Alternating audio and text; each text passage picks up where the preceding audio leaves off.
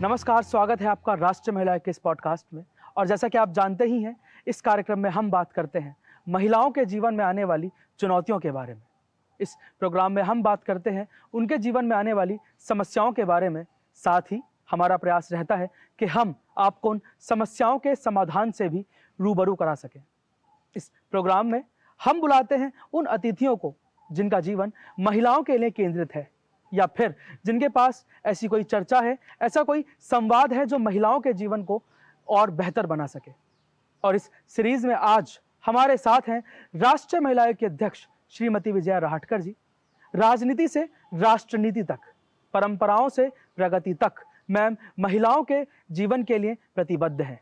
स्वागत है मैम आपका इस कार्यक्रम में। बहुत बहुत धन्यवाद शिवम, बहुत धन्यवाद। मैम, मेरा पहला सवाल तो आपसे यही रहेगा, क्या प्रेरणा मिली, क्या वो जीवन में क्या ऐसा क्षण था मैम जब आपको ये लगा कि आपको महिलाओं के लिए कार्य करने चाहिए? देखिए, ऐसा कोई एक पल नहीं होता है कि जो उस पल की वजह से आप महिलाओं के लिए निकल पड़े हैं। जब आप जिंदगी की अपनी यात्रा करते हैं तो उस यात्रा के दौरान आप अनेक अनेक चीज़ों को देखते रहते हैं, और वो देखते रहते हुए आप सोचते भी रहते हैं कि अगर किसी की ज़िंदगी बहुत ख़राब है, अगर किसी को बहुत तकलीफ़ है, तो उनके लिए आप क्या कर सकते हैं। जी। उसी यात्रा में आप ये भी देखते हैं कि ऐसी भी ज़िंदगियाँ हैं जो अनेक अनेक महिलाओं का प्रेरणा स्रोत बनी हुई है। जी। तो ये दोनों चीज़ों को देखते हुए आपका खुद का ज़िंदगी की तरफ देखने का एक नज़रिया बन जाता है। और जब महिला सक्षमीकरण के लिए काम करने के लिए अगर कोई अवसर आते हैं, तो मुझे लगता है कि उन अवसरों का उपयोग करते हुए हम तुरंत आगे बढ़ जाते हैं। मेरे जीवन में भी ऐसा ही हुआ। ऐसा कोई एक पल नहीं था कि उस पल की वजह से मैं राजनीति में आई, पर मैं महिलाओं की ज़िंदगी देखती रही, उसको मैं अपनाती रही, और उसी को देखते हुए फिर मेरे मन ने एक दिन तय कर लिया कि आज मैंने यहाँ पे महिलाओं के प्रश्नों को समझने के लिए, उनकी सेवा करने के लिए, उनका सक्षमीकरण और सम्मान करने के लिए मैं कुछ करूं। और फिर मैंने तय किया कि मैंने राजनीति में ज़रूर आना है। जी। बहुत सारे बीजों को रोपा जाता है, कौन कब वट वृक्ष बन जाए वो पता ही नहीं चलता। ऐसे ही आपके जीवन में बहुत से ऐसे पल रहे जो कब इतिहास बन गए पता ही नहीं चला। पर मैम, आपकी ज़रूर कोई ना कोई प्रेरणा स्रोत ज़रूर रही होंगी जिन्होंने आपको प्रभावित किया होगा। ज़रूर। अब देखिए कि प्रेरणा स्रोत तो हमारे होते ही है। मैं आज देवी अहिल्याबाई होलकर जी का ज़रूर उल्लेख करूँगी, जो हमारे सभी के लिए एक प्रेरणा स्रोत है, और वो 300 साल के बाद भी। आप देखिए उनका चरित्र, जो त्याग से भरा हुआ है, तपस्या के साथ भरा हुआ है, और उसी के साथ साथ एक महारानी होने के बावजूद भी इदम न मम, ये सभी जो है ये जनता का है, और उन्हीं की सेवा में मैं अखंड काम करती रहूँगी। फिर वो काम चाहे देश में रास्ते बनवाने के हो, पानी के लिए तालाब बनाने के हो, या उसी के साथ साथ हमारे जो तीर्थ क्षेत्र है उसका विकास करने के हो, अखंड जनता की सेवा में वो पूरे मनोयोग के साथ लगी थी। इससे बड़ा प्रेरणा स्रोत क्या हो सकता है। जी। और उसके साथ साथ मैं एक बात और भी कहना चाहती हूँ। जैसे अहिल्या देवी जी ने हमें ये सब कुछ चीज़ें सिखाई, वैसे ही मुझे ये भी लगता है कि हमारे जीवन में हमारा प्रेरणा स्रोत कोई पुरुष भी हो सकता है। हमारे देश के यशस्वी प्रधानमंत्री आदरणीय नरेंद्र भाई मोदी जी, जी। ये मेरे लिए हमेशा एक प्रेरणा स्रोत के रूप में सामने आए हैं।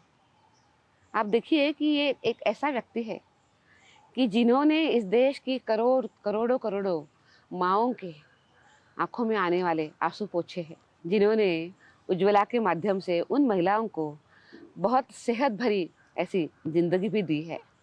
इतना ही नहीं, उनको आर्थिक रूप से सक्षम भी किया है, और उसी के साथ साथ उनकी उंगली पकड़ते हुए उनको देश की विकास की यात्रा में अपना एक अच्छे तरीके से उनका साथ भी लिया है। तो मुझे लगता है कि इससे और एक प्रेरणा स्रोत का अच्छा एग्जाम्पल नहीं हो सकता। जी। तो मैम इन दोनों ही आपके जो प्रेरणा स्रोत हैं, मुझे इनमें एक समानता नज़र ये आती है कि दोनों ने ही आस्था को आधुनिकता से जोड़ा है। एक किस्सा आप जो हमेशा साझा करती हैं माता अहिल्याबाई के बारे में कि एक युद्ध था जो उन्होंने बिना युद्ध लड़े जीत लिया था। मैं चाहता हूँ कि आप हमारे दर्शकों के साथ वो भी साझा करें। एक प्रसंग है कि जब पेशवा ने अहिल्या देवी जी के राज्य पर आक्रमण करने के मूड पे वो आए थे, बड़ी सेना लेकर वो आए थे। जब अहिल्या देवी जी ने वो देखा तो उनको चिंता तो बहुत ज़्यादा हुई कि अब आगे अब कैसे होगा, पर वो बहुत हिम्मत के साथ चलने वाली महिला थी। उनकी खुद की अपनी आ, रणांगण पे लड़ने वाली महिलाओं की सेना भी थी। महिलाओं की सेना थी। हाँ, अहिल्या देवी होलकर जी ने महिलाओं की सेना बनाई थी जो रणांगण पे लड़ने के लिए हमेशा तत्पर रहती थी। तो जब अहिल्या देवी जी ने देखा कि इतनी भारी संख्या में पेशवा यहाँ पे आए हैं, तो बहुत चतुराई के साथ उन्होंने पेशवा को एक मैसेज दिया। उन्होंने ये कहा कि मुझे ऐसा लगा कि मेरे जीवन में कुछ जो भी दुखद घटना घटी है उसकी सांत्वना देने के लिए आप यहाँ पे आए हैं, पर वैसा नहीं लग रहा है। अब देखिए, अगर आप मुझसे और मेरी इस महिला सेना से आप हार जाते हैं तो आप देखिए लोग आपके बारे में क्या सोचेंगे, पर अगर मैं आपसे हार जाती हूँ तो लोग मुझे कुछ नहीं कहेंगे। जब ये उनकी तरफ से मैसेज आया तो पेशवा ने सोच लिया कि मैंने कोई उनके ऊपर आक्रमण नहीं करना चाहिए, तो उन्होंने कहा कि नहीं नहीं, मैं तो आपको ऐसे ही दुखद प्रसंग में आपकी सांत्वना देने के लिए मैं आया हूँ। और इस तरीके से जो एक बड़ा आक्रमण और एक संकट अपने प्रदेश पे आ रहा था, उस संकट को अहिल्या देवी जी ने बहुत चतुराई के साथ उसको उन्होंने सामना कर लिया। जी। तो मैम माता अहिल्याबाई जो थी वो एक ऐसा उदाहरण थी जिन्होंने ये प्रमाणित किया कि रणभूमि में युद्ध लड़ने से पहले वनभूमि में युद्ध जीता जाता है। बिल्कुल आपकी जी। प्रेरणा स्रोत जब मैम इतनी भव्य, इतनी विशाल, इतनी विरासतपूर्ण रही हैं, मैं जानना चाहता हूँ कि आपका सामाजिक जो ये करियर है ये कैसे शुरू हुआ था और ये सफ़र कैसा रहा आपका मैम? देखिए, ऐसा कोई नहीं होता है कि आप सामाजिक कार्य की शुरुआत करते हैं ऐसा बोलते हुए कुछ काम हुआ है, ऐसा मुझे तो याद नहीं है।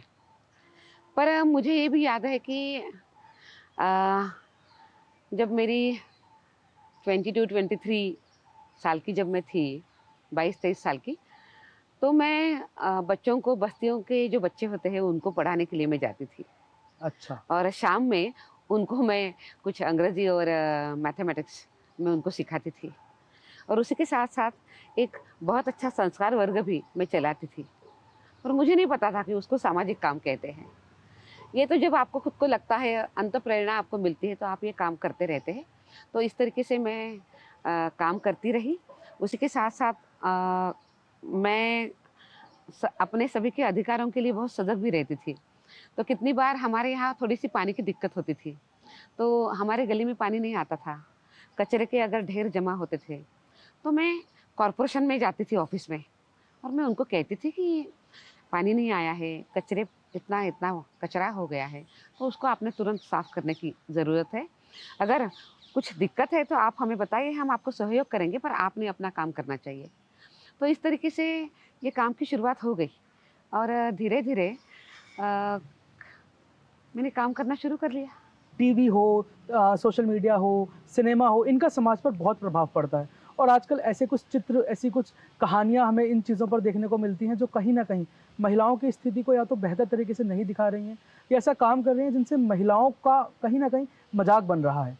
चाहे बॉलीवुड हो या अन्य प्रादेशिक चित्रपट सृष्टि हो, यहाँ पर ऐसे अनेक सिनेमा आए हैं जिसमें महिला की सक्षमीकरण की बात रखी गई है, महिलाओं के सम्मान की भी बात रखी गई है और बहुत अच्छे संदेश भी दिए हैं, जो संदेश बहुत सॉफ्ट तरीके से दिए हैं।